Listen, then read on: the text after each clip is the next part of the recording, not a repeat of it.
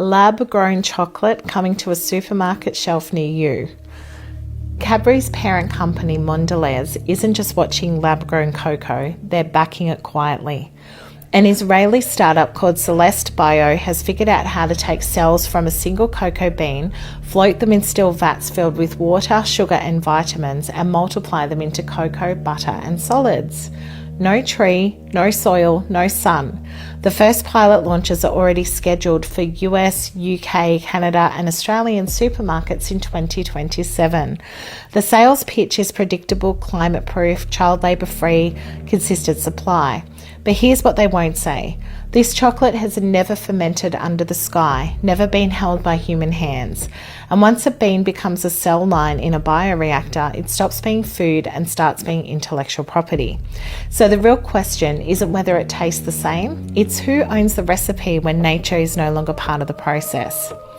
So in 2027, we're having a rollout of chocolate that nobody asked for. Cocoa prices hit $11,000 per tonne in 2025. That's US dollars. That's 4 times the historical average, just by chance. Supply chains in West Africa got wrecked by disease and erratic weather, so Big Chocolate had a choice. Fix the system they'd spent decades exploiting or bypass it entirely. They chose the bypass. Celeste Bio isn't alone. Multiple startups using plant cell suspension culture to grow cocoa components in bioreactors. And the money they're pouring in tells you everything. Mondelíz, Lindt, Barry Callebaut, all of them are sinking millions into these alternatives.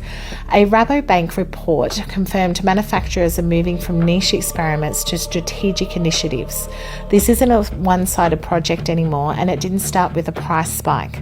The cell culture techniques behind Celeste Bio have been quietly funded by agribusiness for over a decade. This was always the plan. A Cadbury spokesperson admitted that they're closely monitoring and selectively exploring these innovations. That's corporate speak for we're already in. The timeline moves fast. In 2026, ingredient supplier Puratus plans to launch cultured cocoa to professional customers in the US. Then 2027, small-scale retail pilots begin. Lab-grown chocolate bars sitting on shelves, wrapped in familiar branding packaging. Fermented alternatives from oats and sunflower seeds are already in some stores, bitter aftertaste and all. And the marketing machine is spinning hard. They're calling it more ethical, no deforestation, no child labour. See, we fixed it. Except they created those problems in the first place.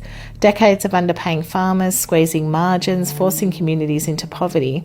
That's what drives deforestation and child labour. Now they're using the crisis they manufactured to sell you a synthetic replacement. Lab-grown cocoa isn't just an alternative ingredient, it's patentable intellectual property.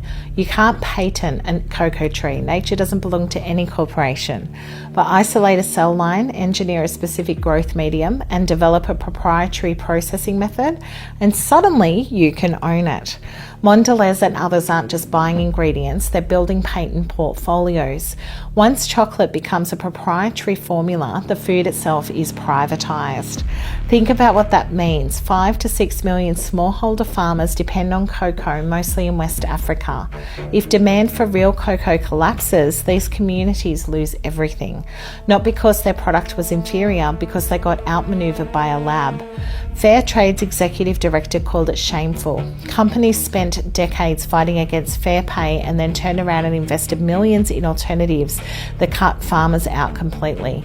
Those choices speak for themselves. And don't believe the greenwashing. Lab-grown chocolate requires energy-intensive bioreactors. This isn't some clean solution. It's an industrial process with its own footprint.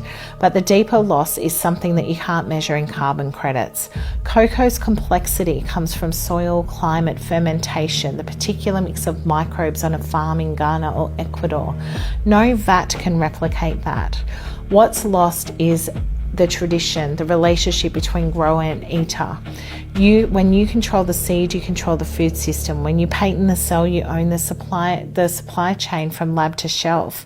And the real agenda, not feeding the people, owning the formula for what people eat. So 2027 isn't some far off future, it's next year.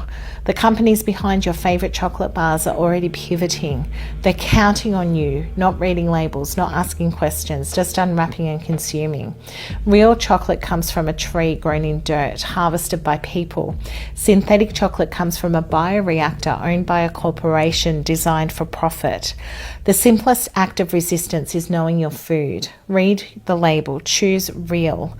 Subscribe if you want more decodes like this, and share it with someone who still thinks that chocolate just comes from the store.